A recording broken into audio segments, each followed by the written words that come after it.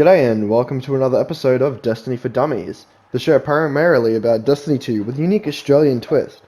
My name is Falcon Darkblade and today I am here to introduce you to Destiny 2's PvP activity, the Crucible. Not to be confused with that garbage Amazon put out or the fancy bowl used in science class that one kid always managed to break. No, this is where you are constantly yelled at by the greatest inspirer of the century. Delightful! And where you should always be trying to figure out one of two things.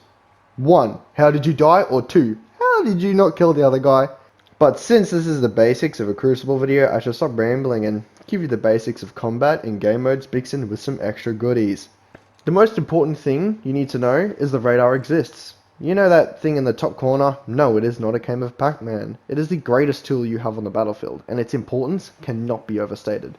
The only thing to remember about using the radar is to remember that the game is still happening in front of you and you could not ignore it. There are a couple of exotic pieces and perks that can enhance the vision, but the trade-off may not be worth it for your playstyle. To be effective in the Crucible, you need to make full use of not only the super you are using, but the skill tree in general. One example is the Attunement of Sky or the top tree Dawnblade. If you're not using Celestial Fire, aka the ranged punch, as a ranged punch, then it's just a missed opportunity. Furthermore, the Icarus Dash, the tree adds untold mobility, being able to dodge mid-flight. Now, I know the sound of my voice is riveting and all, but I wouldn't take any more of your time with examples. Just remember that your class has abilities that others don't, and you need to make most of that. If you're newer to Destiny, then please refer back to one of our early videos, an intro to Destiny's classes. I'll link it in the description, or more correctly, Slammer will. Another thing you need to know is thanks to the technological marvel that is Destiny's hybrid server design, there is this weird lad thing inbuilt into the servers. Basically, it allows you to kill someone just after you've died, and for you to die after you've killed someone. In the game, it's sort of a way to counter lag and give you a bit of a chance, but all it does is piss me the fuck off. Dad, I'm not bleeping that, but if we aren't at the 30-second marker, you know what to do. Moreover, you also need to know that Destiny 2 is the most meta game I've ever played. Now, before the top players get their knickers in a twist, yes, this is true. A good player can counter most loadouts. But I am looking at you, Mr. New Light, and you there, Kinderguardian. I mean, the game has things in it that are clearly better than the rest, and that's probably what you want to use, or you can likely pack up your crap and go home. And I don't know, get a job at Jim's Mowing, or Macca's, or Servo. If you can't figure out what's good at the moment, just see what people are killing you with. Don't be like Slammer and think you can just kill everyone with harsh language alone. Oh, no, you can wish. For instance, this season's assault rifles, particularly the 600 RPM, are pure killing machines. Meanwhile, the average scout rifle bites the big one. In addition, knowing what supers are currently OP is something to keep track of as a potential exploit. For example, in Overwatch for a while there was the Ducks Nuts, and now it is really average. Seriously, it's depressing. Now, if you only take one thing away from this video, if you were hurt, do not pick a fight, okay? Don't pass go, don't collect 200 bucks, thank your lucky stars, and just wait till you recharge. Holy crap, the amount of people I see get body shot by a sniper and stay still, or just keep fighting instead of healing. It's just enough to make me question if Bungie puts bots in the game, seriously. This isn't saying that if you're weak in close quarters, don't try to back off. But if there's a clear indication that you're going to lose at a ranged gunfight, then just back off behind a wall. Yet, how are they going to shoot you? Since we are talking about things I can't believe, guys, Titan barricades disappear in less than 2 seconds. Literally, just shoot them.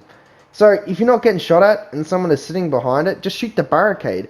I mean, most of us have revokers. You put a shot into it, you get the shot back. It's simple math. This is also true for some of the roaming supers. Once upon a time, they were damn near invincible, but now for the most part, you can just bring them down a lot easier, as long as you just team shoot. And there is nothing more satisfying than doming a super as they try to cross the gap. I'm looking at you, Striker Titan. Fuck you to the moon.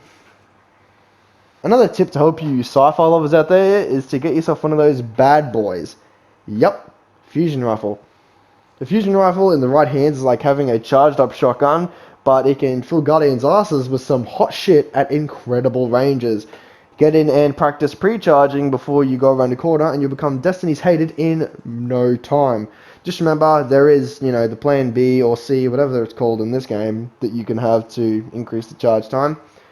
This thing is already powerful in its own right, and as soon as you add a little skill into the mix, it just becomes really insane. Also, look at your stats. Increasing your intellect to have a better super regen is better for game modes like elimination, whereas focusing on discipline for grenades and control to keep people off of the zones is effective. For example, solo grenade, warlock, throw it down, someone walks in it, they start burning. Boom. For me personally, I like to have a discipline at the same rate as my strength so I can do a wombo combo. For those of you who don't know what that is, basically I like to have my punch and grenade at the same time so I can throw, and kill them instantly. Stepping away from general gameplay and helpful tidbits, the Crucible has a number of game modes and types. The first thing to keep in mind is that there are two game modes where light level matters, i.e. that power level displayed on your armor and weapons that keeps going up until you near the max level. Yeah. Iron Banner, which is Control and Clash, along with Trials of Osiris, which is Elimination 3v3. If you are a low level or new to the game and you log into one of these, you may need to rethink your life choices as you likely find yourself getting annihilated. Generally, I would recommend being within 40 or 50 levels at a bare minimum, unless you enjoy walking like a stick was surgically removed from your ass. In case you don't know what the game modes are, I'll give you a quick rundown of what's the most popular.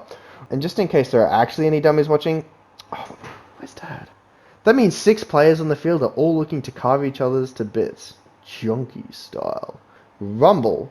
It can be quite fun and can lead to some awesome 3-way battles, real awkward moments if you're the pig in the middle. Clash is Destiny's version of classic team deathmatch, with no objective other than to shoot at anything that is shooting you. This is a good starting point for newer players to get a feel for the game and hopefully not get too overwhelmed from each angle like you do in Rumble.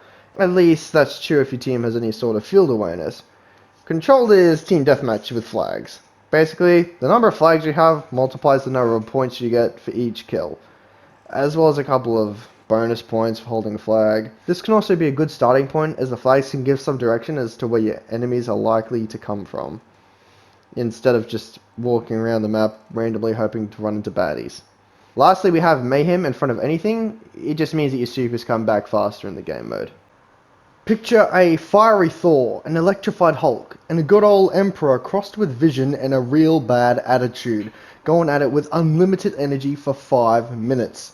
Sounds like fun? It actually is, as long as you're doing the winning, of course. In simpler terms, all your abilities get tuned up to warp factor 9, making for constant supers and other shenanigans. There is also a whole other section to the Crucible called Competitive, which is really just a collection of 2 kinds of people. Those poor bastards who were trying to get the pinnacle weapons of old, like the Recluse, Revoker, and possibly Not Forgotten. And then there are the other half, which are those sadistic people who take pleasure in using those same guns to deny other people from getting them. Happy days! The competitive playlist has had a couple of iterations, but in its current form it is Survival, which is a 3v3 with respawns, but only a number of lives. These people battle it out for the right to teabag each other and to see who can piss off the other side the most, hopefully to make them lose their game plan.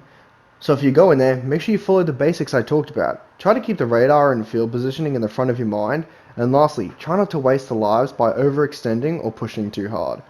If one of the players quickly racks up a mountain of kills compared to your mountain of deaths, start doing what they're doing. Good luck in there, you are going to need it. Now, I haven't really talked much about trials, and that's because this is for the new kids on the block, and this video is already way longer than I planned. So to cut it short, you need to get 7 wins without losing to get the best rewards. By all means, form up a team, there is no matchmaking, and try it out. With some recent changes being made, there is some cool loot you can still get, even if you don't really win. And hey, after the spanking you get, I'm sure you'll be able to walk in no time. Just make sure that you go and see Sade 14 at the tower hangar. He'll set you on the straight after all. The guy is a legend. Well, that's a wrap for the basics of Crucible. If this helps you in any way, be sure to cut us some slack and think about gently persuading that subscribe button. And maybe even one of those fancy comments in the section below. If there are any specific questions anyone has about our content or a subject you'd like to see us cover in more detail, please let us know in the comments. Hell, Slammer even knows Morse code if you get desperate. But until then, get your string can and tins ready, throw half a cow on the barbie, and we'll see you back down under.